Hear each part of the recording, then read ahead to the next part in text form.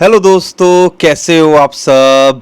Bitcoin और crypto currency market को देख के एक उम्मीद तो जगने लगी होगी, और वो भी अगस्त महीने के अंदर, जब सारी दुनिया ये सोच रही थी यार $60,000 पे भी बिटकॉइन का प्राइस टिकेगा कि नहीं टिकेगा, और बिटकॉइन ने हिट कर दिया $70,000।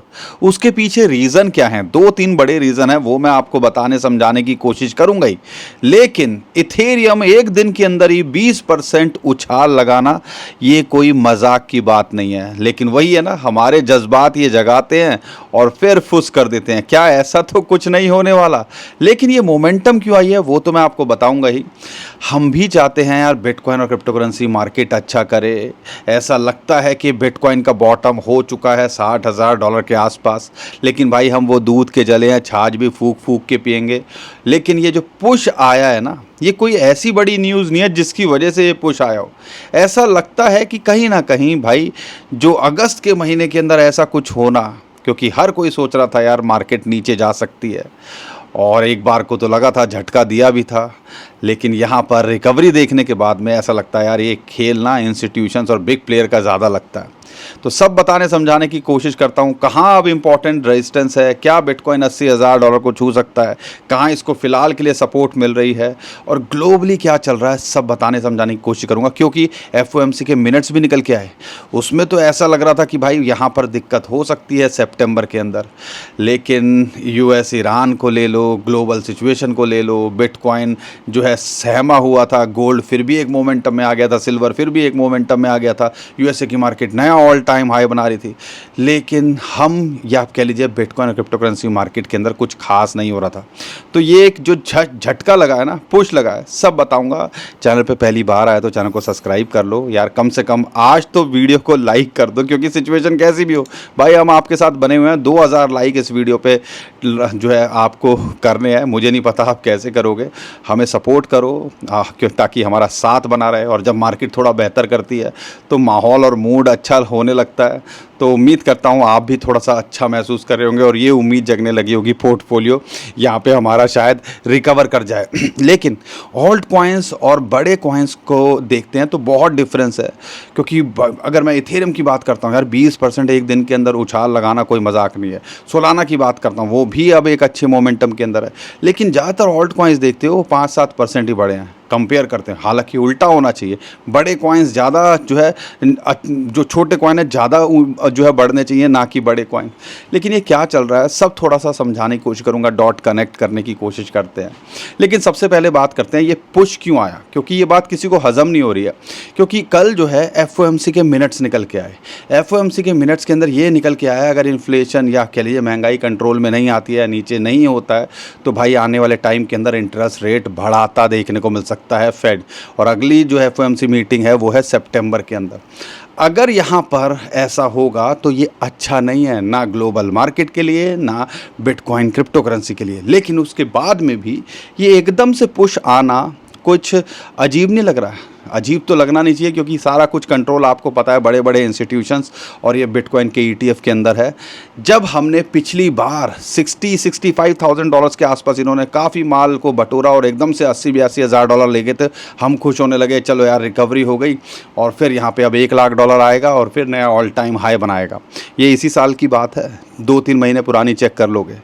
ऐसा ही कुछ कुछ क्या ईटीएफ वाले दोबारा से नहीं कर रहे हैं, क्योंकि पिछले 3 दिन का डाटा देखते हो, लगातार उनके अंदर बाइंग देखने को मिल रही है। और कल तो 8,000 से ज़्यादा बिटकॉइन जो है बिटकॉइन के ईटीएफ ने खरीदे, 4,000 से ज़्यादा तो अकेले ब्लैक रॉक ने खरीद लिए।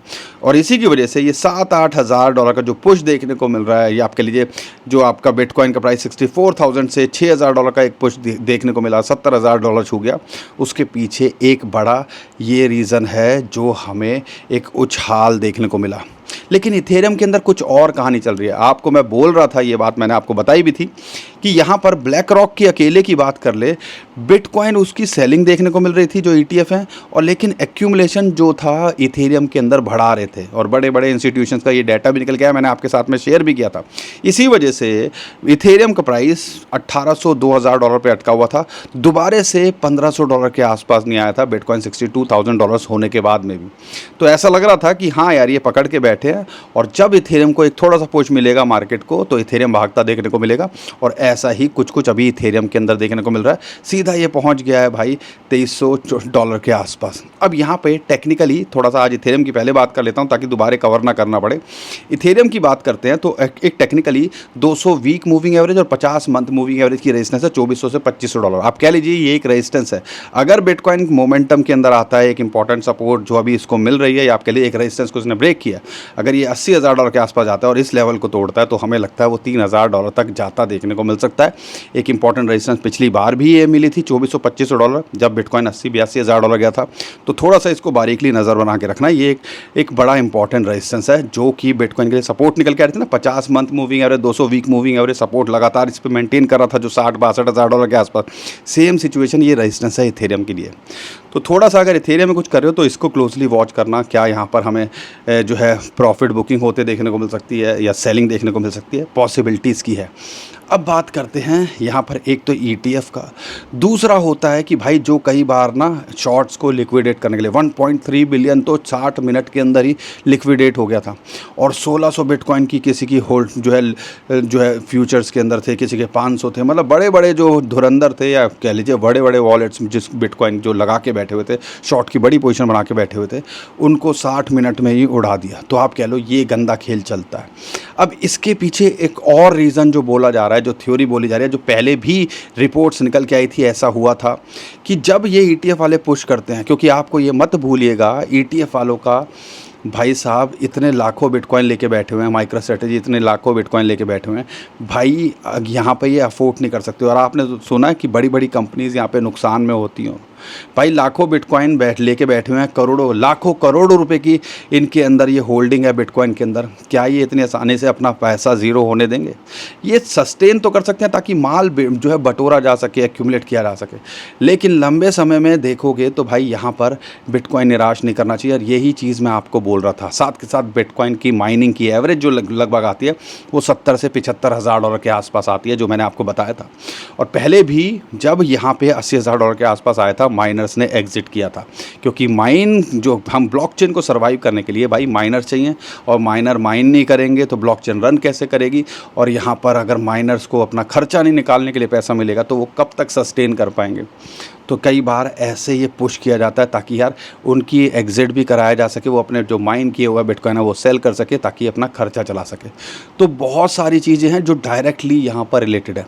तो इसीलिए ये जो पुश देखने को मिला है ये बिटकॉइन के ETF और ये माइनर की क्या एग्जिट हो सकती है, या यहाँ पर आप ये मत भूलिएगा। लॉन्ग टर्म में अभी भी बोल रहा हूँ कि हमें भी लगता है बिटकॉइन एक नया ऑल टाइम हाई बनाएगा, लेकिन शॉर्ट टर्म में भाई इन पे भरोसा नहीं किया जा सकता। खासकर ऑल टाइम हाई जब बिटकॉइन बनाता है उसके अगले साल जब बिटकॉइन का बॉटम होता है, और वो भी अगस्त के महीने के अंदर, ये जो खेल किया ये हर कोई सोच रहा था यार यहाँ पर तो नेगेटिव रहता है, 13 साल में से 4 साल ही पॉजिटिव रहा है, उल्टा कर दिया। तो सितंबर में पिछले 3 साल से पॉजिटिव था, क्या यहाँ पर नेगेटिव रहेगा? और हिस्टोरिकली अगस्त सितंबर जब भी इलेक्शन ईयर होता है पॉजिटिव नहीं होते।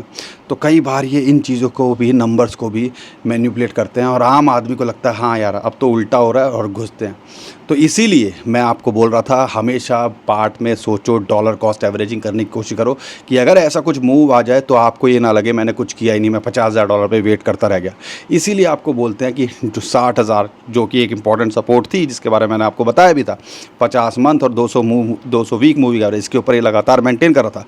भाई इस लेवल के आसपास एक अपॉर्चुनिटी बनती है, और एक अपॉर्चुनिटी $50,000 के आसपास आए तो यहाँ पे आपको कुछ करना चाहिए। और कई जो चार्ट से मैं लगातार शेयर कर ही रहा था वो बोल रहे थे $50,000 या बिटकॉइन का बॉटम हो चुका है, या बिटकॉइन के बॉटम के बहुत करीब है।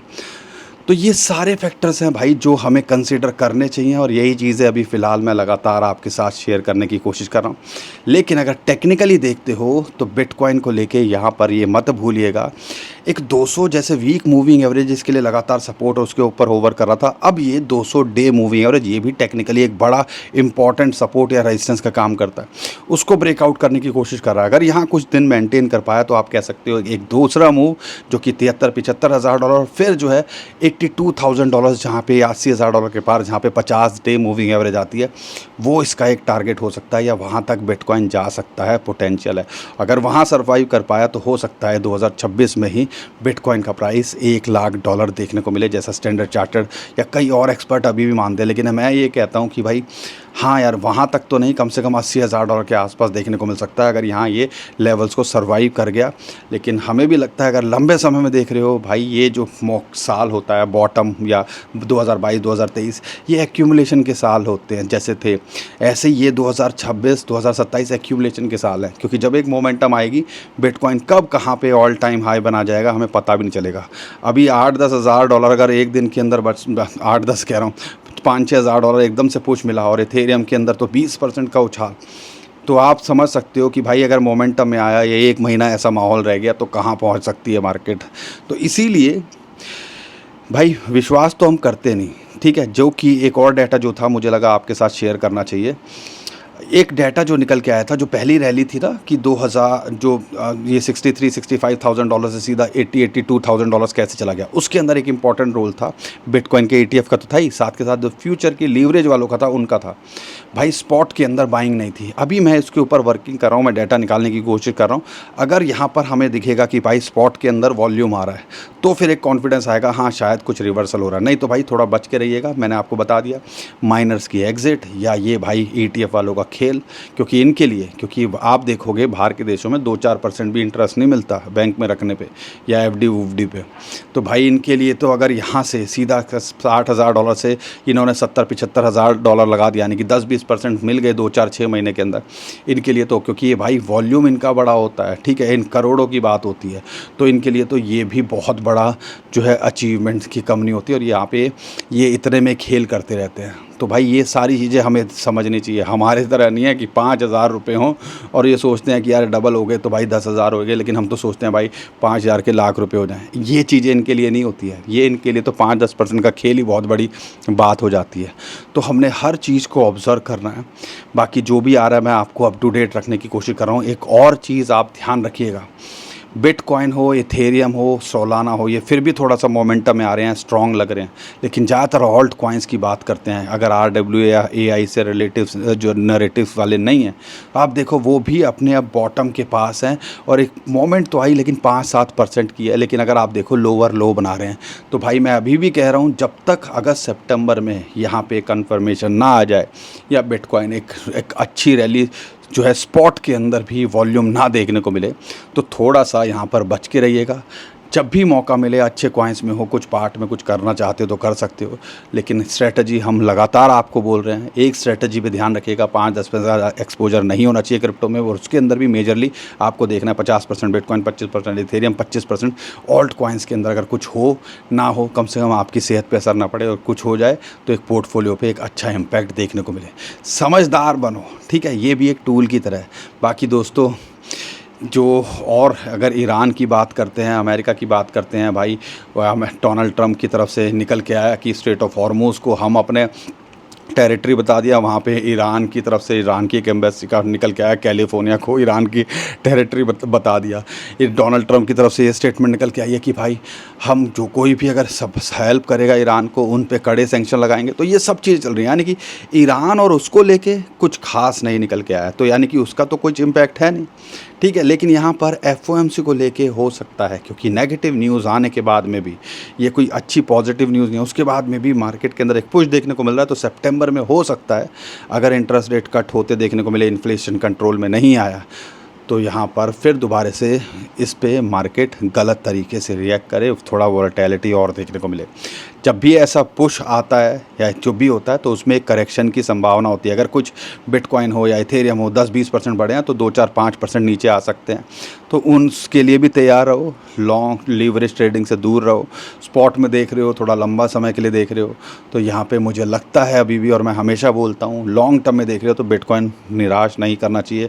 इथेरियम के अंदर भी ऐसा लगता है कि हाँ, जिस हिसाब से अभी भी कॉन्फिडेंस है, बड़े इंस्टीट्यूशंस अभी भी लगे हुए हैं, तो वो भी निराश नहीं करना चाहिए। ऑल्ट कॉइन्स में थोड़ा सा आपको रहना पड़ेगा, सतर्क और चूज़ी होना पड़ेगा, रिसर्च अच्छी करनी पड़ेगी, क्योंकि ऑल्ट कॉइन्स के अंदर कहानी अलग हो चुकी है। मैं पहले भी बता चुका हूँ, ट्रेडिफाई एक्सचेंज जो है अब जो एक्चुअल के जो स्टॉक्स हैं उनको लिस्ट करने लगे हैं टोकनाइजेशन की फॉर्म में, तो भाई उसका इम्पैक्ट ऑल्ट कॉइन्स पे पड़ रहा है। इसी वजह से आप देख सकते हो जो अच्छे कॉइन्स हैं वो तो फिर भी थोड़ा सा सर्वाइव करने की कोशिश कर रहे हैं, नहीं तो हर कोई कॉइन पे अब आप भरोसा नहीं कर सकते। मीम कॉइन हो, NFT हो, मेटावर्स के कॉइन हो, ठीक है, उनमें आप क्या हो रहा है आप देख ही सकते हो। तो ये थोड़ा सा भाई हमने हर चीज़ों को अब ऑब्ज़र्व करना है, स्ट्रेटजी थोड़ी सी चेंज करनी है, अपने चीज़ों को सुधारना है ताकि आने वाले टाइम के अंदर इस मार्केट से हम अभी भी कुछ यहाँ पर कर सकें। बाकी जो भी अपडेट आती रहेगी मैं करने की कोशिश कर ही रहा हूँ। उम्मीद करता हूँ हर बार की तरह आपको हमारा कंटेंट अच्छा लगा होगा। वीडियो पसंद आई तो वीडियो को लाइक करिएगा, चैनल को सब्सक्राइब कीजिएगा, ट्विटर टेलीग्राम को हमारे फॉलो कर लीजिएगा, नीचे डिस्क्रिप्शन में उसका भी लिंक दे दिया है। अभी के लिए विदा लेता हूँ। खुश रहिए, मुस्कुराते रहिए, खवाते रहिए। आपका दोस्त पंकज। थैंक यू, नमस्कार, धन्यवाद।